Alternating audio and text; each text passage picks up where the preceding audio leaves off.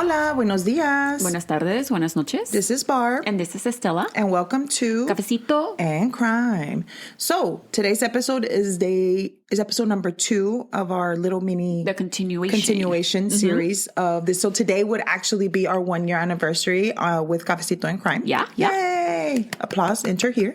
Yeah. Snaps. All of it. So Estella actually thought for one moment that she had lost the episode, and she literally was shitting herself. I was shitting bricks. She wanted to cry, and we're both like, just sitting here like, I was like, you can't. There's no way. And it was in the trash. She had literally trashed it. Yeah.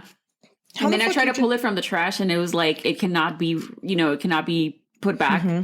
She's like, I think I found it. And then I'm like, girl, what do you mean you think you found it? Like, did you find it or did you not? But anyway, so well, if you don't mind listening to episode number 1 of this. So this can make sense? So this can make sense. It would be posted yesterday. So happy Cinco de Mayo to everybody. Like my son says, happy Cinco de Mayo.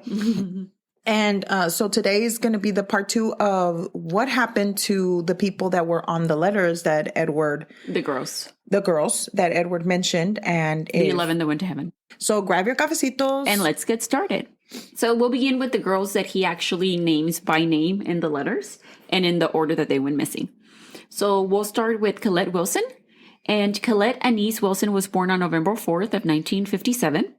And she grew up in Alvin, Texas, and was actually 1 out of 12 kids. I believe she was the second oldest, if I'm not mistaken. 12, that's a lot. So then, how old was she? You said when she went missing? 13, I believe. So she was one of the older ones. So there was like babies in the house. Yeah. Mm-hmm. Wow. That's crazy. Yeah. And I think, if I'm not mistaken, at the time that she disappears and is murdered, su mama was pregnant. Oh. And with the 11th. So I believe they might have had, after Colette's passing, they might have had one more. Wow. Mm-hmm. According to her oldest sister, Marguerite, they had a very good childhood. They grew up on a 4-acre piece of land, and that jugaban afuera, picking up fruit, con los animales, dogs, and all that stuff. And the best. Yeah. The best. The 70s. Or, 70s, 60s. And she went on to describe Colette as a social butterfly. Y también decía que Colette would make friends easily, and that she was the popular one. She was very popular. But that she was also very sensitive y que lloraba easily. I can relate. And that she loved music. And she says that she just remember they were happy kids. Colette was like a happy person. She was happy. I mean, the best time. Colette played the clarinet, and she loved it so much that she actually convinced her mom to let her go to summer band camp. And it was kind of like a drive de donde ellos vivían. Because, Alvin's kind of like the countryside. Mm-hmm. So it was like about a 35-minute drive. And her mom, it was going to be difficult because she had a lot of younger kids at home, you know? True. She just can't put all of them in a car. Especially if the one of the older ones was the one leaving. You know, if the 2 older ones was staying, then they could have watched them, you know? Right. Yeah. So they figured out a plan, though. The band director of the high school that she attended would take her, porque también iba para allá. And then he would come on the way back. He would drop her off at an intersection where her mom would meet her. Okay. And then de ahí se la llevaban para la casa. It was like a couple of miles away, not that far from where they lived. The intersection was of Highway 6 and County Road 99. On Thursday, June 17th of 1971, Colette's mom went to meet her at that intersection.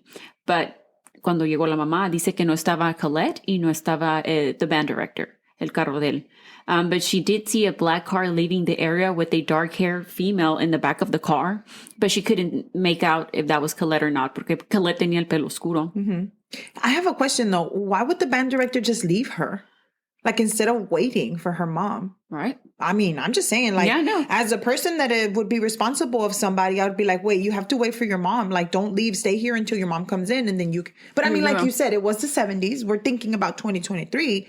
But in the 70s, he was probably like, nah, aquí la dejo, nothing's going to happen. Right. You know? And that's so you're right. But still, I mean, in my mind, I would be like, And like you said, see, if he had been doing it, for how long? Yeah, let's say a month or whatever. Yeah, a couple of weeks y no le pasaba nada. True. So, quién sabe. Yeah. But that was a good point. I don't think I thought of it like that. So cuando se perdió Colette, a massive search ensued for her in the area. It was different police departments, jurisdictions. Yeah. Mm-hmm.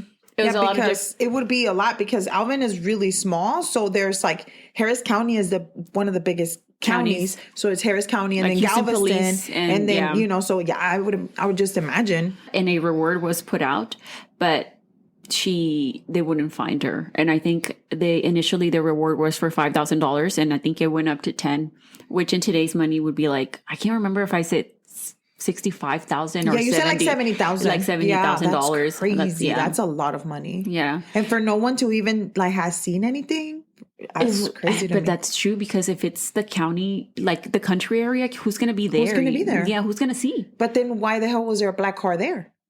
That's what I'm saying. Like, okay, there's nobody there. So you would have to or drive by there or know where you were going. Or knew that she was left there. Yes. So either somebody was like watching her or it was a crime of opportunity. Yeah, you know? That's true. That's crazy. In late November of 1971, Colette's decomposed body was found in Addicks Reservoir Woods in Houston. And they suspected that it was Colette's body because when she was found or the body was found, there was a ring that had like a peace sign. And also the medical examiner discovered a faulty hip bone and Colette would walk with a limp. Oh, okay. Yeah.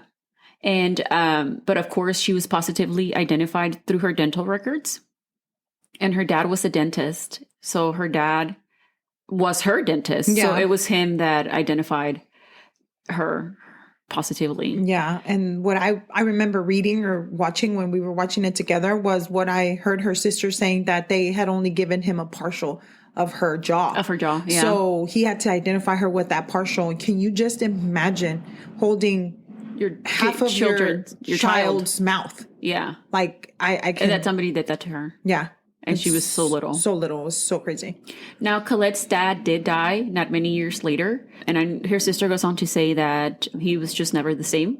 That cuando la encontraron, and that he was like, I guess it's all over now or something like that. And he just kind of got back into the routine, pero that he was just never the same. And I mean, how can you... I could just imagine. Yeah. I could just imagine how much... when he died, he was 43. And some people say that he died of a broken heart. So, I mean... I can probably see that. Yeah. Mm-hmm. That's like not too much older than my husband and myself. So. Yeah. Now, the next pair, now it's a pair. We're going to talk about Debbie Ackerman and Maria Johnson. And these two girls, he actually goes into detail in the letters about what he did to them. Debbie Catherine Ackerman was born on June 23rd of 1956. And she and Maria were both 15 at the time of their disappearances and murders. So Debbie was born and raised in Galveston and was a sophomore at Ball High School in 1971. She was described as being really bubbly and very outgoing, and she was involved in a lot of school activities. She was treasurer. She was treasurer. Treasurer of the art club. She was a member of the French club, Oui. And she was in the student council and a cheerleader. She did everything, dude. I don't know how. There's not enough time in the day. There's not enough time in the day. She literally did everything. Let's take a quick break. Persons of Interest is back, and it's bigger than ever. That scream will echo in my head for many years. Taser! Taser! He's gonna shoot! Oi! Shot fired! Shots fired! Stay out! You got a gun on you! He had the perfect aim. I am absolutely stressed at that point. I have no idea where my officers are. Persons of Interest available everywhere you get your podcasts. She was also really into water sports, which at the time, that's Galveston in the 70s, that was very common. A lot of people, that's what they did. You know, they'd surf and stuff like that, which is kind of weird because I never think of surfing in Galveston now. No, I don't know if that would be even if that would work. I wonder if people still do that. I don't think the waves are right. Because there has to be certain, like the waves have to be like a certain way for you to be able to surf, no? And then how are you going to see if there's like a shark coming at you if the water's black or dark? Just saying. I couldn't imagine Galveston as being like when I hear the way it was described. Yeah, when I hear surfing and, you know, like water sports, I think California, something clear, or like Hawaii or Florida, but not Galveston. Like, I guess because it's there. I wonder. I mean, I haven't been to Galveston in a while, but I don't know when's the last time I went to Galveston. It's probably, I've never even. We went to Schlitterbahn, but we go to the water park. Yeah, the water park. But no, I'm talking about like Galveston into the beach. I don't think I've ever taken my kids there. And my daughter is 12. So. Yeah, I can't. I don't think I've ever seen somebody surf at Galveston. I don't know. Quién sabe, but paddle surfing, maybe, I don't know. But that was the thing. The 70s, that's what they did. I'm sure the water was a lot better too, like with all the pollution and then all of the oil rigs that are now around there. Like you can see oil rigs from where, like the beach. So I'm pretty sure all of that has affected the water as well. Yeah, and I know a couple of years ago, I think it's happened twice where the tide has turned recently and the water is like actually blue. Y se llena la madre, but which I don't know why we never went to go see that. We saw it over the news. I saw it over the news. I saw it on social media. But I never went.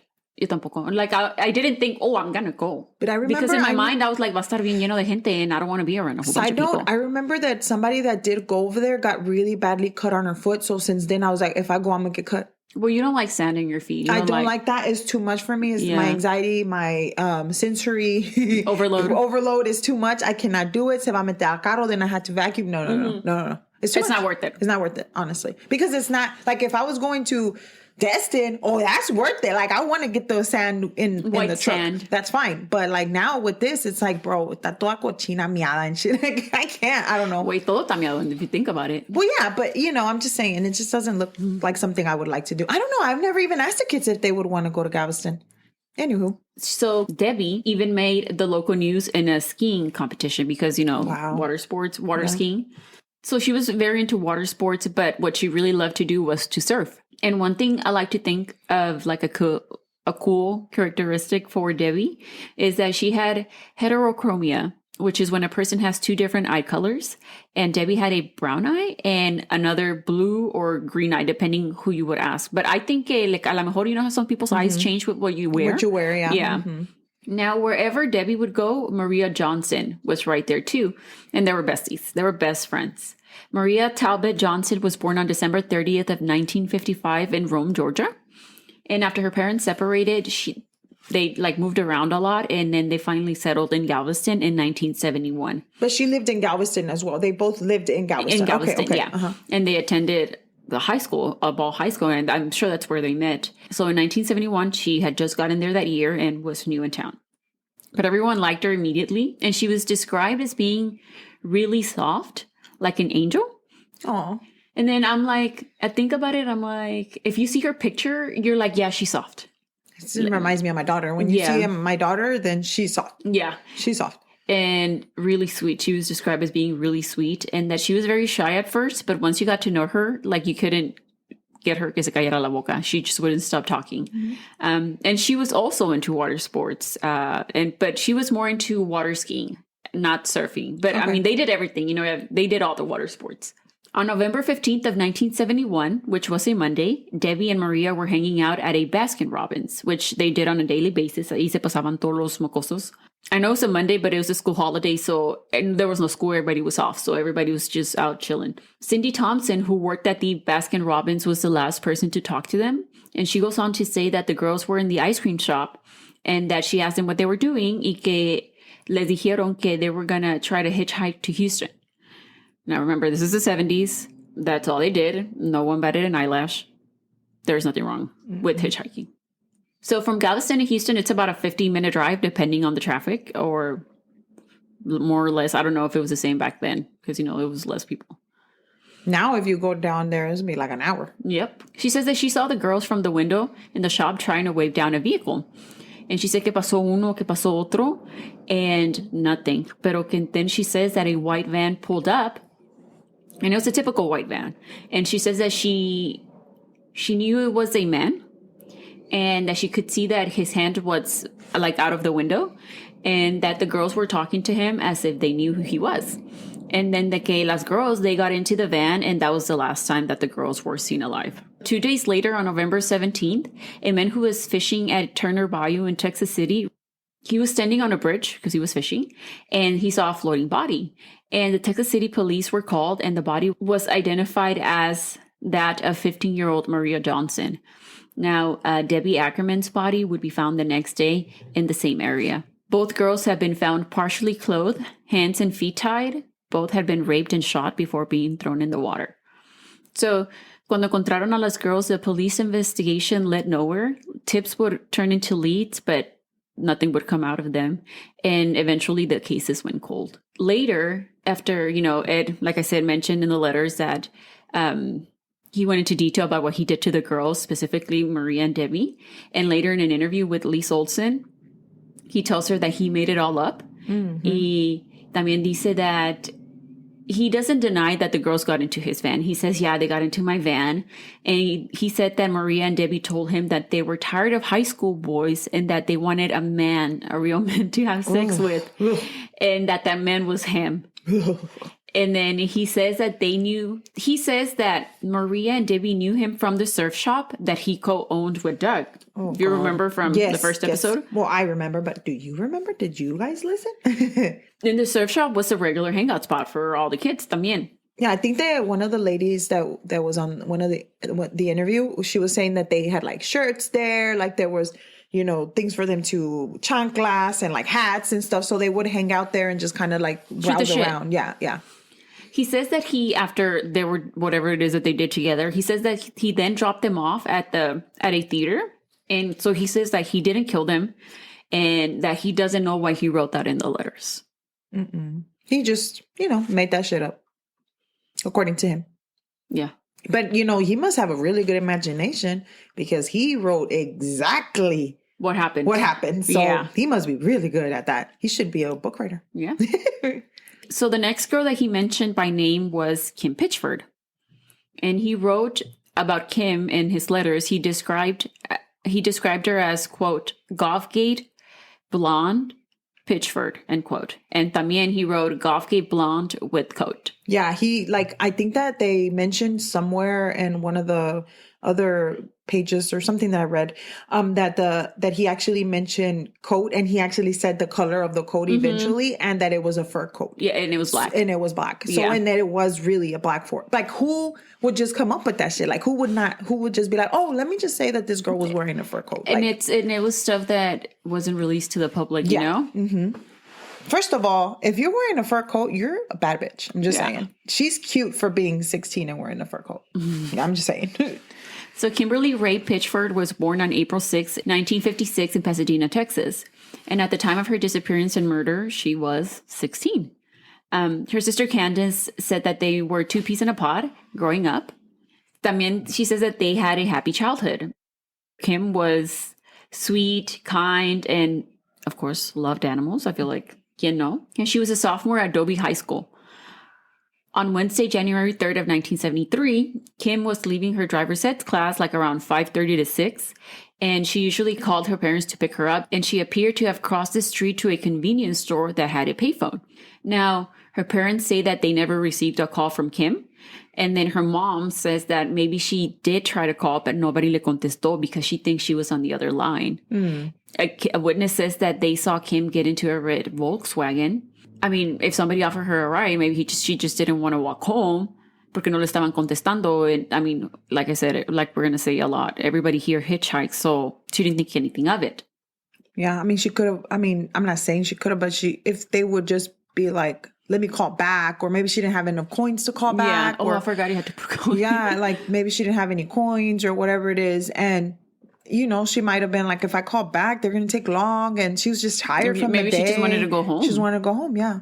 Now, Kim's body would be found 2 days later on Friday, January 5th. So she went missing by Wednesday, and para el Friday ya la habían encontrado. Kim was found in a drainage ditch, and it had a bridge. She was partially in the water, and she was half clothed. And she was strangled to death with a rope, possibly, which resembled Debbie and Maria, to which Ed had confessed to in detail what he did to Debbie and Maria. So Ed Bell was familiar with the waterways where all the girls were found so far because he grew up in the area and therefore was familiar with all the back roads and all the bayous. And actually, he was born 12 miles from where Kim was found. So geographically, so far, he fits, he's in the area. Mm-hmm. También Ed tells Lise Olsen that he offered Kim a ride near or at a mall. Now, that same year, it was when he flashed Vicky and Susan, and the plates written down by a witness were traced back to a Volkswagen dealership in Texas City, and it was confirmed that Ed was an employee there at the time. So that was in 1974. And when did she go missing? In 1973. So depending on the time frame, he probably could already have been working there when, that Kim disappeared. And in an Lise Olsen article from November of 2017 in the Houston Chronicle, she stated that a close friend of Kim's had recently confided that she and Kim had been followed by a flasher several times in the neighborhood before Kim was murdered. Let's say that Ed was the flasher. He must have been far away from the girls because then they wouldn't have been able to recognize his face. True. Because then Kim wouldn't, let's say she did get in the car with that guy, that person that offered her a ride in the Volkswagen. If she had recognized him as the flasher, she wouldn't have gone on. No, ma'am. Right? Hopefully. Right. Now, the next pair of girls are possible victims, and Ed didn't name them by name or anything. Ed gave vague descriptions, but based on those, the girls' cases fit. So Ed wrote 2 Webster 1971, July, 1 blonde, 1 brunette. So Sharon Lynn Shaw was born on August 11th of 1957 in Mobile, Alabama. And at some point she moved to Webster, Texas.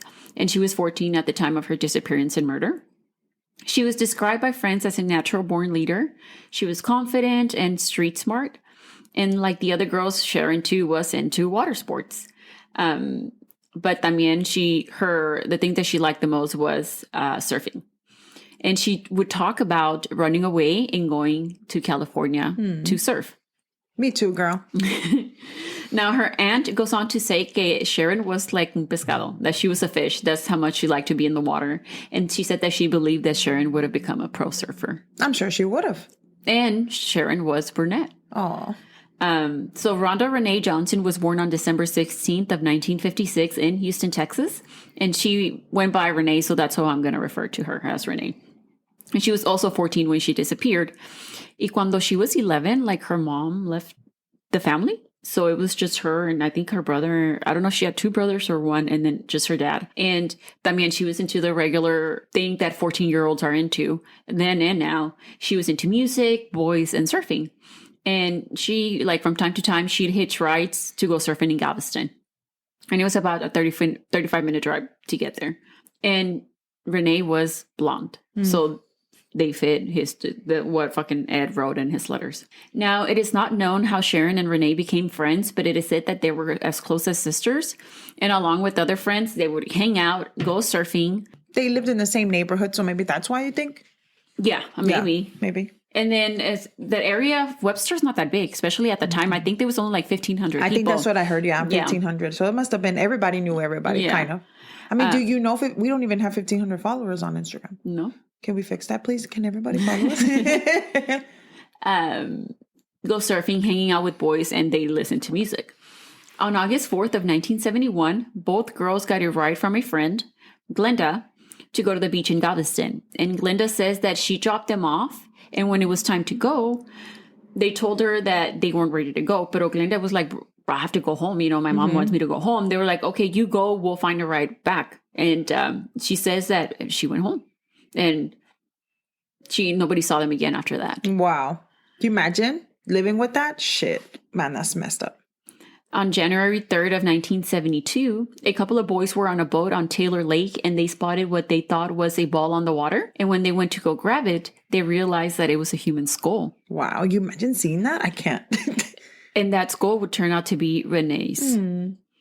On February 17th of 1972, Sharon's remains were found also at Taylor Lake, but a quarter-mile away.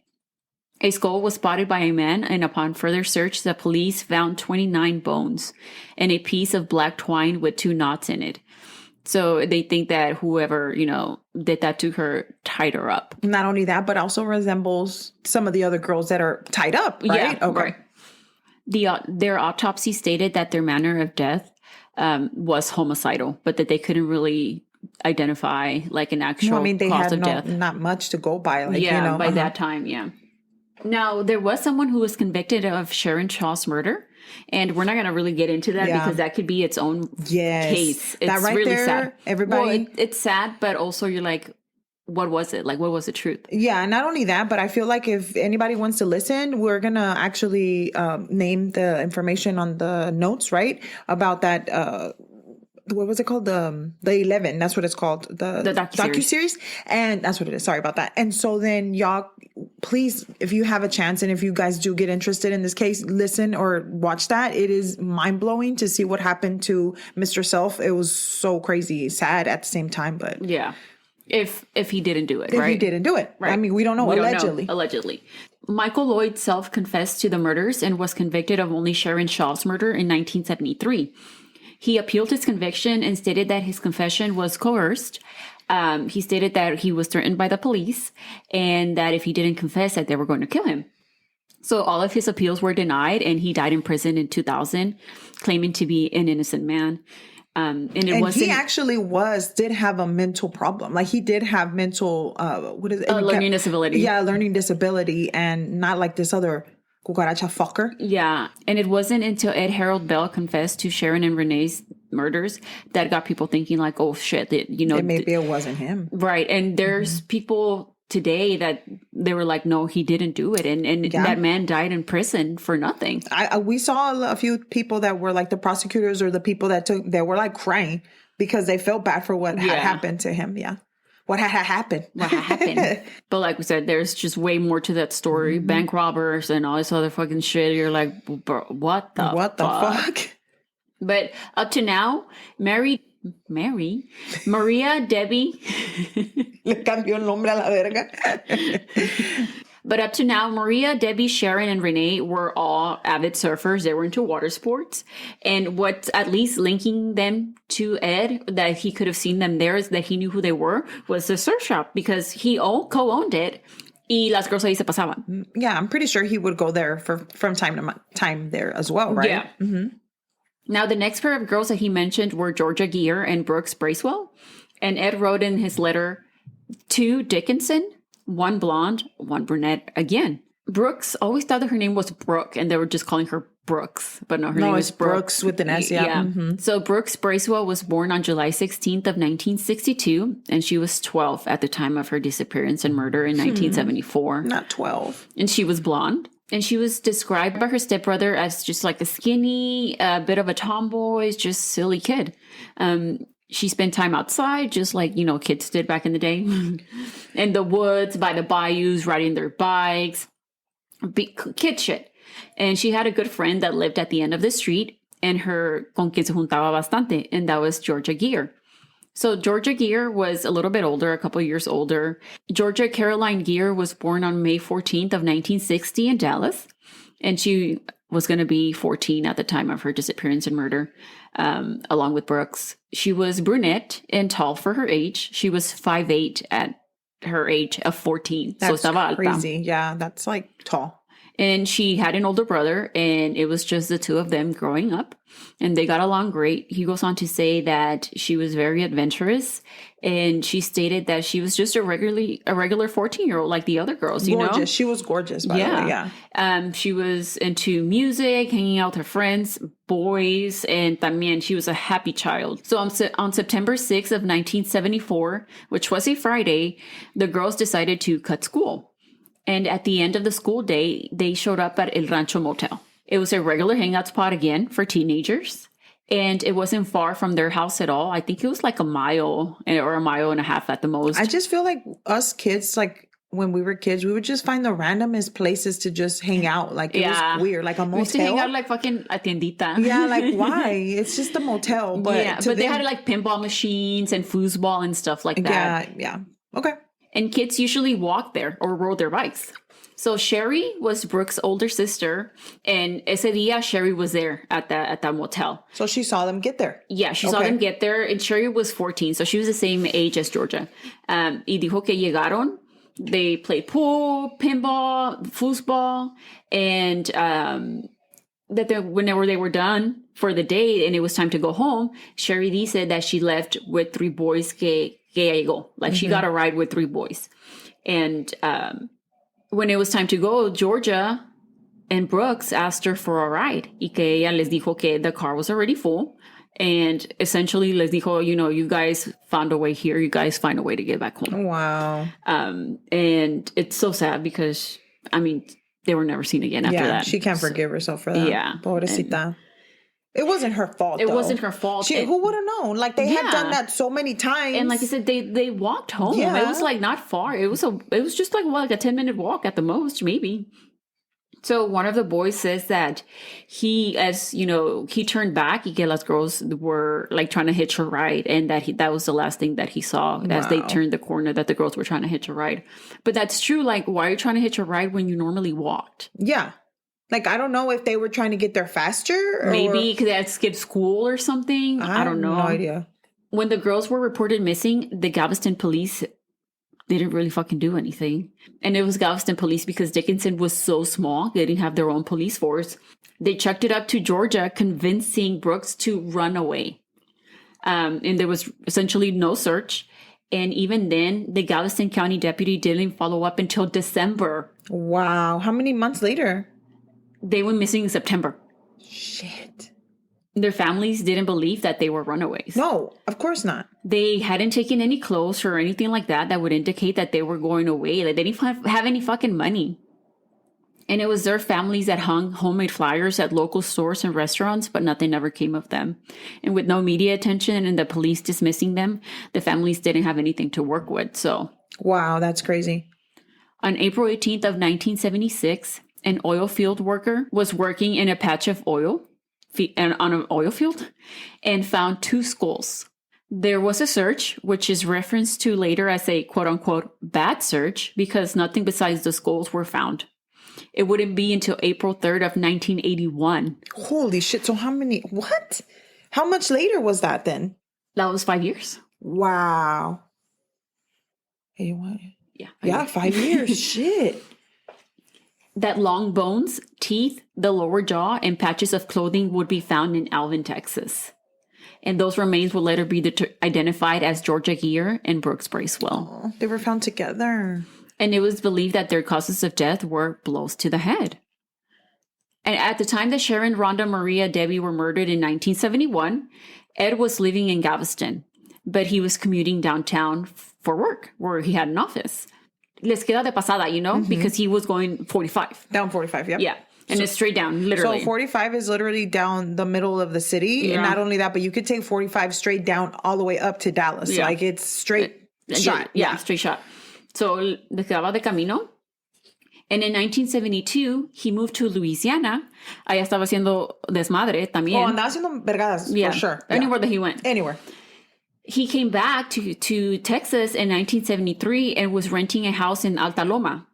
And he would stay there until mid-1974.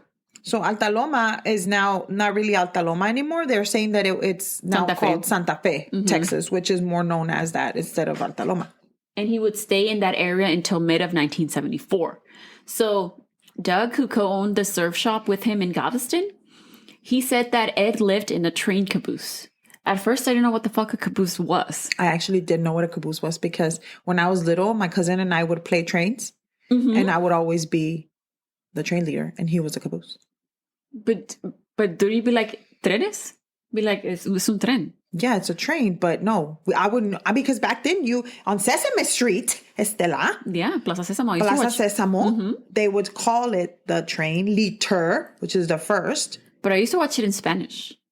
Pues sí, pero yo lo miraba en inglés porque yo soy americana. Oh, okay. I don't know. I just didn't know what a fucking caboose was. Yeah, when I heard it, I had not heard that term in so long. And when I heard it, I'm like, oh shit. Like, everybody would make fun of us because I would tell him, no, you're the caboose and I'm the leader. And then we would fight, nos agarramos de la pinche greña. So yeah, that's why. Because I'm always going to be the leader, not the caboose. Not the caboose? Get it together. Well, fucking Ed lived in a caboose. Because he was a caboose. Yeah. Yeah. And Doug dice que él fue. Like, he had been there. He had been in the caboose. I just like saying caboose. And he... Caboose. Say 5 times fast. No puedo. So, again, Doug dijo que he had been in the caboose himself, had went with his then girlfriend, I think it's his wife now at the time. And this was also corroborated by an old employee of the surf shop. So the area where the caboose was parqueada or stationed. I don't know. I'm guessing it was like one of those, like back, like from now, it would be like one of those tiny homes. Yeah. That's basically what it was, right? What it was, yeah. He was just living in tiny home, basically. Before it was the rage, the popular, rage, yeah. So that caboose was located 3 miles away from the Rancho Motel. Dude, like seriously? It's like down the street. 3 miles, which is where Georgia and Brooks were last seen. And that caboose, was 2 miles from where Debbie and Maria were killed. What the fuck? 6 miles away from where he exposed himself to Vicky and Susan in Baycliff. And still in proximity to where Sharon and Renee's remains were found. Wow. So he's like... He has something to... there's opportunity. There's opportunity. Proximity. Yeah. Very close proximity. Very close, yeah. Mm-hmm. Like, it can be just a coincidence, right? Like, it can't be. Not with him, because he's fucking gross. Yeah, he's disgusting. Yeah. Now, there is no physical evidence to link Ed to any of these cases. There isn't, guys. None. Nothing. But circumstantially, at least, and paired with everything else, it makes him a suspect, like a good candidate. Bro, if he wouldn't have released these letters, they wouldn't have even looked at him as a suspect for any of this shit. Well, if the case had never hit Fred Page's desk. Yeah. Like, nobody would have even thought about it. The next girl we're going to talk about is Gloria Gonzalez. And Ed Bell mentions the initials GG Houston in his letters, but the dates he notes on there are 1974, 1975. And he wrote 2, as in 2 girls. But there's a reason why it's believed that Gloria would be one of his victims besides just the initials, right? And we'll get to that. But Gloria Ann Gonzalez was born on October 2nd of 1952 in Houston, Texas. And she was 19 at the time of her disappearance and murder. And Gloria was a bookkeeper and lived in the Spring Branch area. And on October 21st or 31st of 1971, she left work. It was her last day before going on vacation. And she never got to go on that vacation because then her roommate reported her missing. Now, her decomposed body was found in November of 1971 in Addicks Reservoir in Houston. Her remains were found. There was a tooth that was discovered that wasn't hers.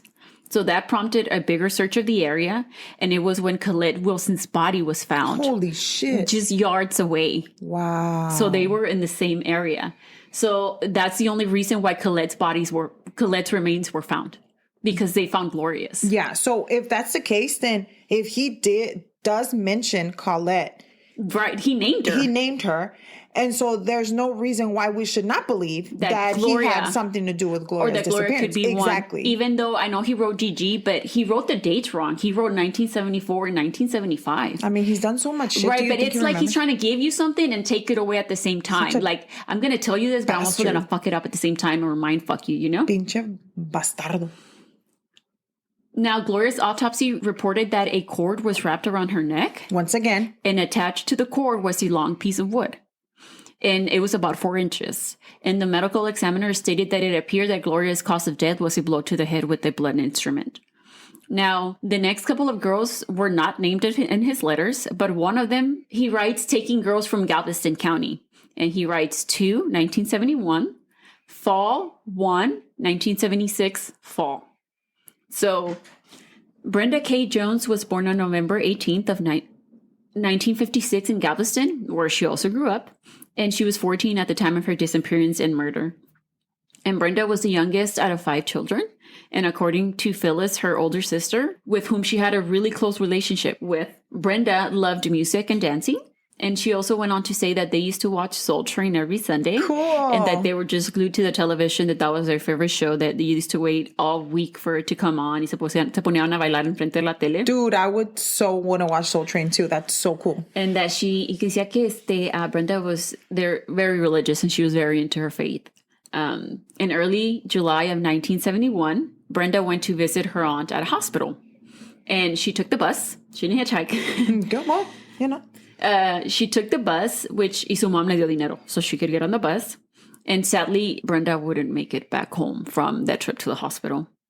Now, Brenda made it to the hospital and made it back on the bus to get home, but the bus driver remembers dropping her off at 33rd Street and telling her that she needed to hurry home porque ya se estaba poniendo oscura afuera. Pero que le dijo que Brenda responded by saying, that, yeah, she was going to get home, but that she needed to go buy her sister a Coke first. And that was the last time she was seen. But she wasn't far from home. No, not at all. But she didn't go straight home, though. That's because she went to go get the Coke. So maybe she found somebody when she got to the... I don't know. But it was not far from her home. Literally, I think that they were saying the proximity was not even a mile or something like that. Yeah. And it's so crazy that they're so close to where they needed to go, at least, you know? Mm-hmm. Unlike the other cases, Brenda wasn't found months or days later. Brenda was found hours later. A 19-year-old student was on a boat and saw a torso floating in the water. And when the Coast Guard recovered the body, it was identified as Brenda. And her feet and her hands were tied with plastic. And she was nude from the waist down. Well, they were saying que tenía un vestido que nomás lo tenía alzado, right? And that she had been strangled with shoelaces of her gladiator sandals that were found on the shore. And she also had her underwear in her mouth. So there are similarities that fit and others that don't. Besides her being found just hours later, she was also African American and all the other victims were white. Some similarities were that she was tied, like Debbie and Maria. And when Sharon Shaw's remains were found, a piece of twine was also found that had 2 knots in it.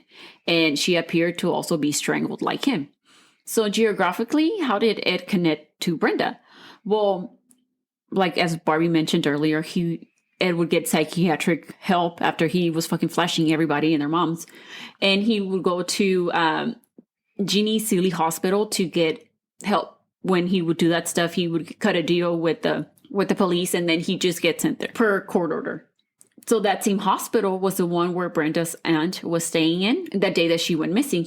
That's the hospital she went to go visit.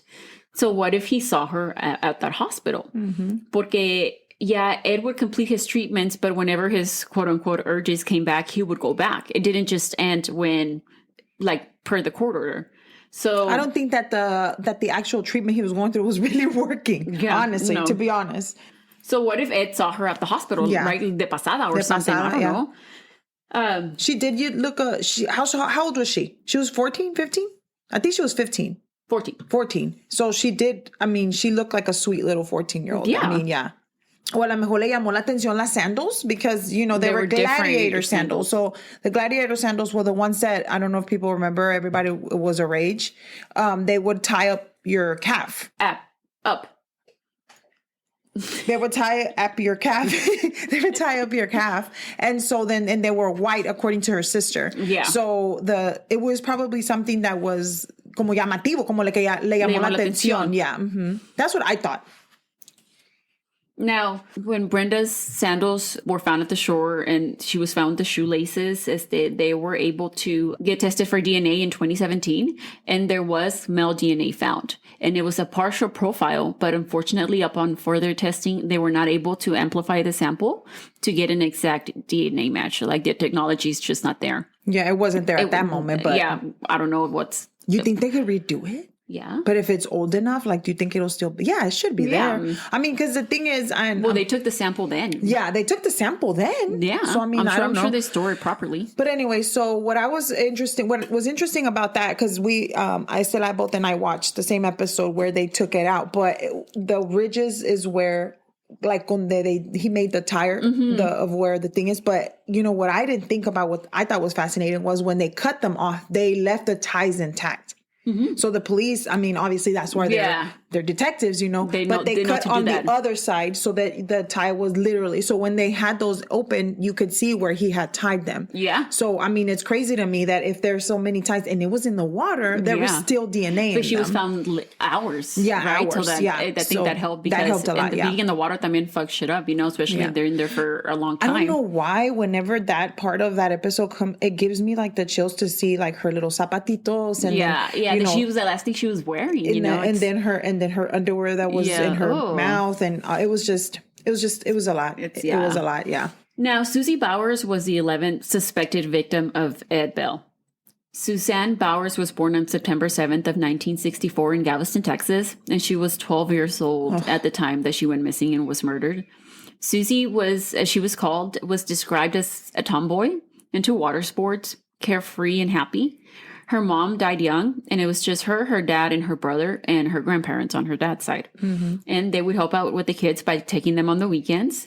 And on Saturday morning, May 21st of 1977, Susie was walking from her grandparents' house home. She was walking home because she wanted to go to the beach. So, and she wanted to grab her bathing suit. The walk, again, not fucking far at all, bro. It was like a block and then down the street and turn on the block. Yeah, and it was then like, I think that's what her dad had said. It was like not even. It was crazy how short of the walk was. And it was a walk she made often, you know? Yeah. It was in the, but my deal is it's like in the middle of the day. It was the fucking morning, bro. It was in the middle of the day. Like, how the fuck are you going to have the balls to take someone in the middle of the, like, I don't know. Whoever did it to her, right? Yeah, because, whoever, allegedly. Yeah. She never made it home from her parents' house. I got chills thinking about it. Yeah. Her remains were found 2 years later in March of 1979. Some guys and motorcycles found skeletal remains in the area of Alta Loma. Once again. Who rented, who was staying in the area. In the caboose. And there was a canal nearby, so there was water. Like all the other girls are found like in water, ditches, rice canals. It's a similar dumping ground. And along with the remains, a training bra, small bits of red, blue, green, and brown cloth were also recovered. Not the training bra. The autopsy reported that she had a skull fracture and that she appeared to have a gunshot wound in the skull too. So what else linked Ed to Susie? Well, the site where Susie's remains were found were close to Ed's caboose, 2 miles away. Bitch. Obviously, all of the information that was gathered from the girls make Ed a suspect, and a good suspect at that, right? Yeah. The case against him is circumstantial, again, because there is no physical evidence. None. Can it all be a coincidence? Maybe, right? I mean, I don't know. Honestly, this was really, really one that really we've done a whole year of cases, that we listen to and that we think, and some of them are just like pass by our minds and some of them stay on our minds. But this one to me was just one of those that I was like, okay, how did he get away with this shit? Like, I don't understand. I mean, geographically, he's there. I mean, he fits. He was mental problems that he was a flasher. He was a flasher. He was a rapist. Children. He liked young girls. Yes, he did. Yeah. He was familiar with the areas. He knew the back roads, the bayous. The girls' cases were all similar, and they all passed away, unfortunately, around the same way. Yeah. That kind of thing. They were all found around like ligature. I mean, ties and stuff like that. It was. It just. I don't know. I mean, maybe he didn't. Maybe it wasn't all the 11, but definitely some of the girls, for sure. Yeah. Because it goes back to, again, like, how do you write all this stuff and then take it back? Yeah. For what? Can't. And then what do you get out of it? He thought he was going to get out of jail. Yeah, because he had a parole hearing in 2017. Yeah. And he would tell Lise Olsen in the interviews saying, I'll talk about it when I'm out of here. Yep. Get me a lawyer. Get me a lawyer. Get me out of here. That's what he wanted. And then you'll talk about it. And the thing is, like, he really did think that he was going to get out and like be like, oh yeah, I was just brainwashed into doing this, or it was by the program. But no. He did. I mean, like you said, it wasn't all of them, but for him to name the actual girls, I mean, by government name, like he named Colette Anise. Like that's her middle name, dude. Like you said, was he writing this shit down? Like, I don't understand how in the world does he like remember or know all of this information. That's what I'm thinking. I'm like, if he didn't kill, he killed some of the girls. I believe that. Sure, yeah. Maybe not all of them, but some of them for sure. But like, I don't know, like maybe he was in prison with somebody that might have something to do with it, because we were kind of like, when you pull up Ed Harold Bell, you're going to see the Texas killing field, because there were a lot of bodies being dumped in the same area during the 80s and 90s. But you're going to pull up another fucking serial killer, which is fucking crazy, but that's not the same guy. It's not the same guy. No. But the 11, they're known as the 11, or because he named his fucking poem. Who the fuck fucking writes that? The 11 that went to heaven. So that's why they needed to find 11 possible victims that could fit its bitch ass geographically in, area that he was at. My deal is like, and it always fascinates me once again of how idiot they are, to where he had to have them close enough to his home, I guess, to like be able to go back home afterwards, to where he was just miles away from his house and shit. Like, oh, okay, I'm done. Let me go dump this body and then go back home. Like, who the fuck does that? Him? Yeah, like for real. And then I don't know. I don't remember if you added this or if you have any information about how the caboose was so disgusting. No, I didn't. So they were talking about the caboose and about how there was one person that it was when it was La Novia de Doug when they went to the caboose. Oh yeah, something like that. Yeah. And so then she goes on to say that it was so infested disgusting with animals. It had like a snake in the sink and goldfish and guinea pigs and peacocks and like shitting turtles, on the beds, turtles in there. It was like just to imagine that shit, like how just like I don't know that man. And and I told Barbie like for a bit, like I completely forgot that he had kids. Yeah, he had 3 kids. And a whole last life. Like he was. And I think if I'm not mistaken, I always find it fascinating. I always said I was going to listen to it. I think there's a podcast about the kids that their parent is a serial killer. Like how it affects their lives and stuff. Well, in one of the places where I was looking for information on the bottom, I was reading some of the notes or whatever it was, or who was, I guess, the comments, and one of them said, "This was my dad." And it was like, this was my dad, and I can't believe that I'm still living with this, and blah, blah, blah. And so then everybody was like commenting and on that post, but there was no picture, nothing. It just said, this was my dad, and and I was like, holy shit, I was going to screenshot it and send it to you. But then I forgot. Yeah. Because, But like we mentioned, Ed Bell had a parole hearing in 2017 and it was denied. And he died on April 20th of 2019 of a heart attack.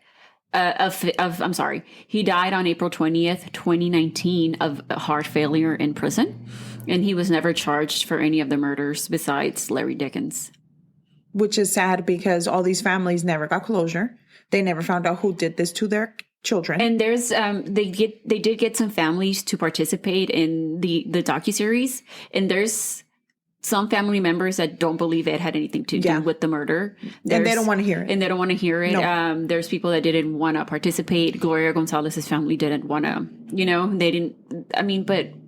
Understandable. They just want to put it behind them and they don't want to bring old things up.